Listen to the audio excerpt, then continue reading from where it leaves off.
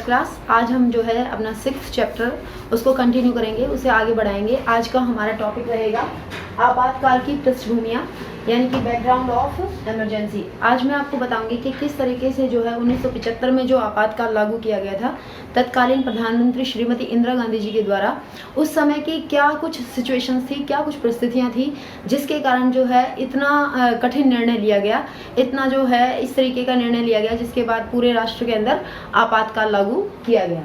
तो हम बात करते हैं अपने टॉपिक को आगे बढ़ाते हुए। 25 जून 1975 की रात रहती है।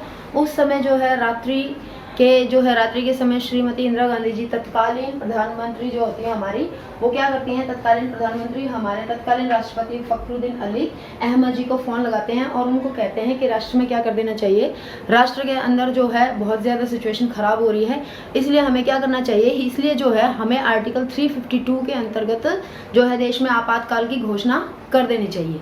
जैसे कि आप बच्चों ने पढ़ा है कि 12th क्लास में राष्ट्रपति को आपातकालीन शक्तियाँ प्राप्त है, जो कि हमारे संविधान में कहाँ से आई हैं, जर्मनी से आई हैं। ठीक है, तो राष्ट्रपति आपातकालीन शक्तियों का प्रयोग करते हुए जो है आर्टिकल 352 के अंतर्गत जो है 352, 56 और 60, ठीक है, 352, 356 और 360, इन 3 आर्टिकल्स का प्रयोग करते हुए राष्ट्रपति क्या कर सकता है, अपनी जो है आपातकालीन शक्तियों का प्रयोग करते हुए पूरे जो है अपने आप जो है सारा शासन का कार्यभार किसे कर सकता है, केंद्र से जो है वो राष्ट्रपति के हाथ में आ सकता है।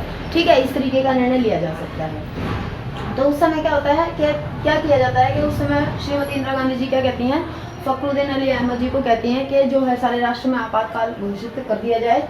और वो आर्टिकल 352 बेसिकली क्या कहता है बेटा, 352 के अंतर्गत 2 बातें कही गई है, बाह्य आक्रमण और आंतरिक गड़बड़ी। 2 चीजें हैं कि या तो बाह्य आक्रमण, यानी कि अगर कोई बाहर का कंट्री हमारे देश पर आक्रमण कर देता है उस सिचुएशन में, और आंतरिक गड़बड़ी अगर मान लीजिए देश के अंदर ही किसी भी तरीके से कोई ऐसी सिचुएशन क्रिएट हो जाती है जिसके अंदर जो है देश के अंदर अशांति का माहौल पैदा हो जाता है, तो वैसी स्थिति में क्या हो सकता है, वैसी स्थिति में राष्ट्र में आपातकाल की घोषणा की जा सकती है।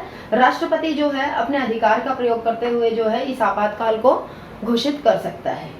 ठीक है, तो आर्टिकल 352 के अंतर्गत जो है सीधा प्रधानमंत्री जी ने जो है राष्ट्रपति जी को कहा और राष्ट्रपति जी ने जो है किसी दूसरे से बिना डिस्कशन किए जो है डायरेक्ट जो है आपातकाल की घोषणा कर दी। और 25 जून 1975 से जो है अगले दिन से ही जो है क्या होता है कि हमारे देश के अंदर जो है आपातकाल घोषित कर दिया जाता है। बेसिकली अगर हम आपातकाल का अर्थ समझे तो आपातकाल का अर्थ क्या होता है, आपातकाल जो है, आपातकाल का अर्थ बेसिकली क्या माना जाता है कि आपातकाल के अंदर जो है जब स्थिति पैदा होती है, जब देश के अंदर जो है गंभीर संकट की स्थिति उत्पन्न हो जाती है, समझ गए, संविधान के अनुसार जो है जो प्रावधान रखे गए हैं उसके अकॉर्डिंग काम न करके कहीं ना कहीं जो है संविधान से हट करके संविधान के विपरीत जब जो है सिचुएशंस बन जाती हैं तो उसको हम आपातकाल की स्थिति कहते हैं। अगला क्या बात है कि सामान्य लोकतांत्रिक राजनीति के कामकाज सही ढंग से संचालित नहीं हो पाते हैं। अगर ऐसी सिचुएशन हो जाती है जिसमें कि देश के अंदर जो है ये देखा जा रहा है कि लोकतांत्रिक गतिविधियां जो हैं वो सही ढंग से काम नहीं कर रही हैं, जैसे कि मैंने आपको पहले ही बताया था कि वचनबद्ध नौकरशाही और वचनबद्ध कार्यपालिका का कॉन्सेप्ट जो है उस समय उभर कर आ चुका था। तो सारा का सारा जो है जो राजनीतिक पार्टी सत्ता में थी यानी कि कांग्रेस, वो अपनी शक्तियों का दुरुपयोग करने लगी थी धीरे धीरे। और इसके पीछे उनका लॉजिक क्या था, वो ये लॉजिक दे रहे थे कि हम जो भी कुछ कर रहे हैं वो किस लिए कर रहे हैं, जनता की भलाई के लिए कर रहे हैं, देश को आगे बढ़ाने के लिए कर रहे हैं। ठीक है, तो इस आपातकाल के पीछे भी जो है, अब जब आप आगे पढ़ेंगे मैं आपको बताऊंगी कि किस तरीके से जो है क्या सिचुएशंस रही उस समय की कि जो है और अल्टीमेटली जो है आपातकाल की यानी कि इमरजेंसी की घोषणा जो है वो करनी पड़ी। ठीक है, तो इस तरीके से जो है आपातकाल ये 25 जून 1975 को लागू किया गया। आपातकाल की पृष्ठभूमि को जो है क्लियर करने के लिए कि आपातकाल जिस समय लागू किया गया उस समय जो है बैकग्राउंड क्या हो गया था, उस समय की सिचुएशंस क्या थी, तो हम सबसे पहला उसमें कारण पढ़ेंगे आर्थिक स्थिति के प्रति असंतोष उत्पन्न होना। कि आर्थिक स्थिति यानी कि जो है देश के अंदर किस तरीके से जो है धन का क्या जो है सिस्टम चल रहा था जिसके कारण इतना बड़ा निर्णय लेना पड़ा। देखो, जैसे जो है आर्थिक स्थिति के बारे में सबसे पहला पॉइंट हमारा है भारत पाक युद्ध। भारत और पाकिस्तान के युद्ध हुए बेटा, 2 बार युद्ध हुए हैं, ये 1965 में और उसके बाद 1971 में। ठीक है, 2 बार जो युद्ध हुए हैं उसके कारण क्या हो गया था, उसके कारण जो है बहुत सारा धन जो विकास कार्यों में लगाने की बजाय कहाँ पर लगाया गया, जो विकास कार्यों में लगाना था उसको युद्ध के लिए लगाया गया, युद्ध सामग्री के लिए लगाया गया। ठीक है, तो जिसके कारण क्या हो गया, जिसके कारण जो है आर्थिक विकास की गति धीमी हुई। ठीक है, जो पैसा उद्योग धंधों में लगाया जाने वाला था वो पैसा उद्योग धंधों की बजाय कहाँ पर शिफ्ट हो गया, वो सारा पैसा चला गया युद्ध के लिए। ठीक है, तो ये जो है भारत पाक युद्ध जो है इसने सिचुएशन देश की खराब की, आर्थिक स्थिति को खराब करने में महत्वपूर्ण भूमिका निभाई। ठीक है, उसके बाद जो है 1971 का जैसे हम बात करें, ठीक है, तो 1971 का जो युद्ध हुआ था वो किन किन के बीच में हुआ था, भारत और पाकिस्तान के बीच में हुआ था, लेकिन किसके लिए हुआ था, बांग्लादेश के लिए हुआ था। इनफैक्ट पहले बांग्लादेश था ही नहीं, पहले क्या होता था कि पूर्वी पाकिस्तान और पश्चिमी पाकिस्तान। ठीक है, आप बच्चों ने मैप में देखा होगा कि हम जब मैप ऐसे देखते हैं तो हमारा जो है इस तरफ जो है, इस साइड जो है वो है पाकिस्तान है इस तरफ। ठीक है, और एक जो है इधर की तरफ है, इधर की तरफ जो वाला जो है वो जब भारत और पाकिस्तान का विभाजन हुआ था तो उसको क्या कहते थे, उसको पूर्वी पाकिस्तान कहते थे। ठीक है, और ये होता था पश्चिमी पाकिस्तान। तो ये पूर्वी पाकिस्तान और पश्चिमी पाकिस्तान इस तरीके से होते थे। तो 1971 में जो है एक बहुत बड़ा भारत और पाकिस्तान के बीच में युद्ध हुआ, और यहाँ पर जो है 1971 में इस पूर्वी पाकिस्तान के स्थान पर क्या कर दिया गया था, 1971 में बांग्लादेश का जो है निर्माण कर दिया गया था। बांग्लादेश एक नया देश के रूप में गठित हुआ था। ठीक है, जब बांग्लादेश जो है एक नए देश के रूप में गठित होता है तो उस समय क्या होता है, उस समय जो है बांग्लादेश के बहुत सारे शरणार्थी, बहुत सारे, अगर हम बात करें संख्या की तो हमारी बुक्स में तो 80 लाख दे रखे हैं कि 80 लाख जो है शरणार्थी बांग्लादेश से इंडिया के अंदर आ गए थे। ठीक है, तो बहुत सारे शरणार्थी आए, तो शरणार्थियों की समस्या हमारे देश के सामने आई। देखो, जब भी जो है कोई भी दूसरे कंट्री से एज ए शरणार्थी या फिर किसी भी तरीके से जो है हमारे देश के अंदर आ जाते हैं जनसंख्या, तो वो हमारे देश के रिसोर्सेज जो होते हैं उन सब चीज़ों का प्रयोग करते हैं। ठीक है, अगर वो जनसंख्या बढ़ गई है तो ऐसी स्थिति में बढ़ी हुई जनसंख्या के अकॉर्डिंग ये तो हो नहीं सकता कि जो हमारे पास जो प्राकृतिक रिसोर्स हैं या हमारे पास जो हमारे पास संसाधन हैं जिनसे हम अपने देश का जो है विकास का कार्य कर रहे हैं वो भी ऑटोमेटिकली बढ़ जाएंगे। ऐसा तो नहीं होता है ना कि देश की जनसंख्या जो है उस बढ़ गई है तो रिसोर्सेज भी बढ़ जाएंगे, ऐसा नहीं होता है।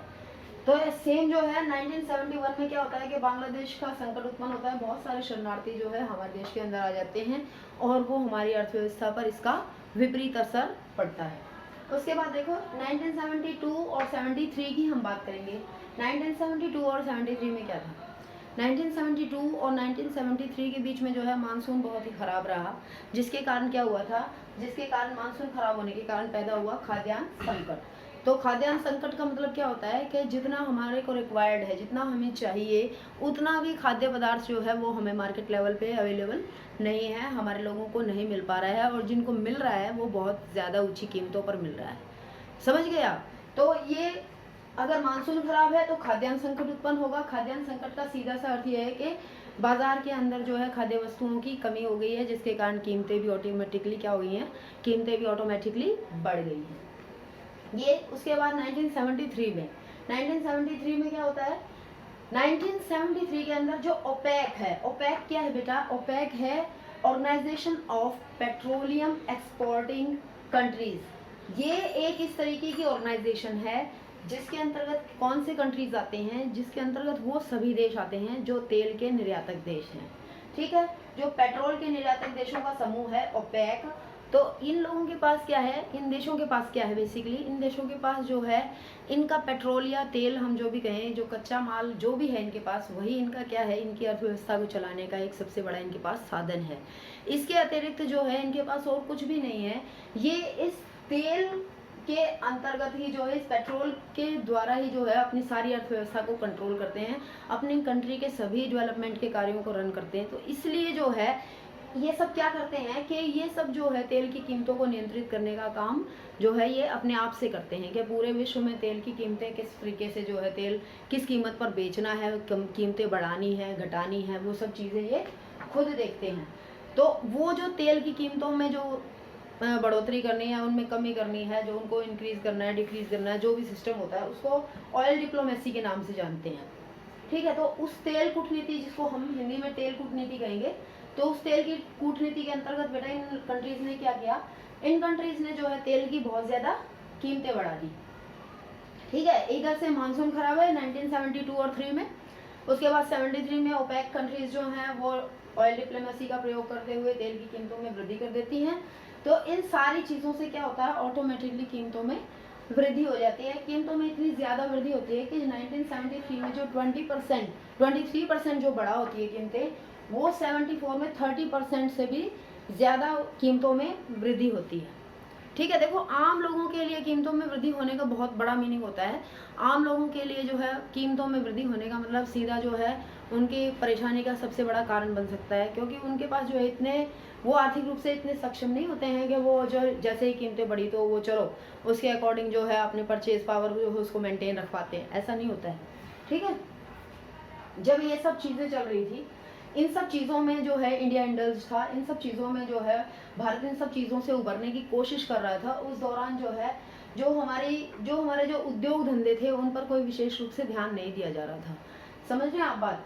तो उद्योग धंधों में ध्यान न देने की वजह से जो हमारे कैपेबल, जो हमारे जो है स्किल्ड, जो हमारे इंजीनियर्स थे, जो हमारे वर्कर्स थे, जो भी हमारे यहाँ का जो अच्छा जो लेबर क्लास था, सबका सब जो है क्या हो गया था, वो कहीं ना कहीं धीरे धीरे बेरोजगारी का शिकार होता जा रहा था। ठीक है। और उसके अलावा जो है बेरोजगारी होने के कारण क्या होता जा रहा था कि धीरे धीरे लोगों की परेशानी बढ़ती जा रही थी। और औद्योगिक उत्पादन में भी क्या होने लगा था, उद्योगों की तरफ ज़्यादा ध्यान नहीं दिया जा रहा था। तो उद्योगों में भी निरंतर क्या आने लगी थी, निरंतर उनके उत्पादन में भी कमी आने लगी थी। जब औद्योगिक क्षेत्र के में जो है उत्पादन में कमी आ जाएगी, ठीक है, लोगों को रोजगार नहीं मिलेगा, लोगों की परचेज पावर नहीं बढ़ेगी, तो ऐसी स्थिति में क्या होगा, ऐसी स्थिति में जो है जो हमारा इकोनॉमिक स्ट्रक्चर है, जो हमारी अर्थव्यवस्था है, वो सारा क्या हो जाएगी, वो सारी खराब हो जाएगी, वो उसका स्तर गिर जाएगा। तो ये सारी सिचुएशंस जो है उस समय क्रिएट हो रही थी जब देश की प्रधानमंत्री श्रीमती इंदिरा गांधी जी थी, कि आर्थिक स्थिति के प्रति जो है लोगों में बहुत ज़्यादा असंतोष उत्पन्न हो गया था। अर्थव्यवस्था इस तरीके से डिक्लाइन हो रही थी कि सबको ये लग रहा था कि आगे क्या होगा। समझ रहे हैं आप? तो इस स्थिति में जो है पूरी जो हमारी सत्ता पार्टी कौन सी थी, कांग्रेस थी, और विरोधी पक्ष जो हैं, जो भी कांग्रेस के विरोधी पक्ष थे, वो सब क्या कर रहे थे, लगातार जो है सत्ता पार्टी से प्रश्न कर रहे थे कि इन सारी सिचुएशंस को आप कैसे ठीक करेंगे, इन सारी सिचुएशंस के साथ आप कैसे डील करेंगे। ठीक है। इस तरीके से जो है यहाँ पर ये आर्थिक स्थिति के प्रति लोगों के मन में काफ़ी असंतोष की भावना उत्पन्न हो चुकी थी। साथ में जो है जैसे आप इस टॉपिक को पढ़ेंगे तो आपको साथ साथ माइंड में ये भी रखना है कि इंडिया जो है, जब भारत और पाक का युद्ध हो गया था, उससे पहले चाइना के साथ भारत का युद्ध हुआ था, तो इंडिया जो है उसने अपने इंटरनेशनल लेवल पे अपने संबंधों को बनाने के लिए क्या कुछ किया। ठीक है। जैसे मैंने आपको बताया था कि 1974 में क्या किया गया था, परमाणु परीक्षण किया गया था। तो वो सारी चीज़ें जो है विकास के कार्यों को रोक करके युद्ध संबंधी कार्यों पर ज़्यादा ध्यान दिया गया था। ठीक है। तो ये सारी सिचुएशंस जो हैं उसी दौरान बन रही थी। ठीक है। इसके बाद नेक्स्ट जो है, अब आप देखो